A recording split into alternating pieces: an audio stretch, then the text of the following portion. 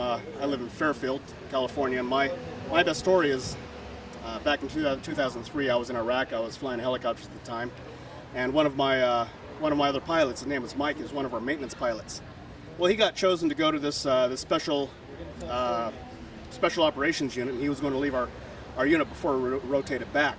Well, the 2 days before he left, I broke into his locker and I took a 2-part glue. You can call it a super glue. Some people call it an epoxy. I call it hell on earth.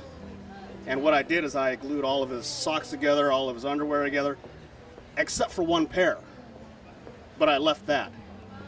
So the next morning, and I was working nights at the time, and the next morning he comes out to his locker and finds that all of his underwear and all of his socks are glued together, and he's really kind of pissed off. Then he tries to get into his shoes and realizes I glued his shoes to the floor. So he had a hard time there, but he didn't have any socks to put on, so he went barefoot and he had to walk about a mile to our shower trailers.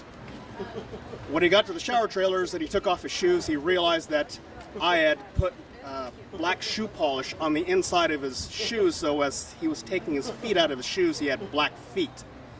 I thought it was rather special because when it comes to shoe polish, you can't really get that off with just one shower. He was going to have to go home with black feet. So I thought that was real special. He came back to the hangar area. Black feet. Thank you, sir. And he found me. He started chewing me out. Blah blah blah. He was whatever, right? Well, the next night, I was still working nights. I broke back into his locker, and he only had one pair of underwear left. So what I did then is I took that one pair of underwear and I put it on. Then I went on a 2-mile run. Then I did some jumping jacks. Then I folded them real nice and put them back in his locker, and I knew that was the pair of underwear he was going to have to wear for the next couple of days.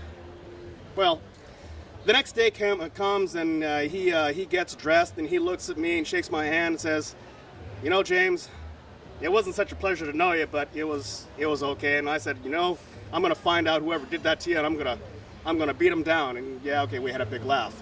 So he leaves, and a couple months later, I fired off an email to him, and I said, hey, Mike, here's some pictures for you and your wife of us in Iraq, and you were a real great guy, and I really enjoyed working with you.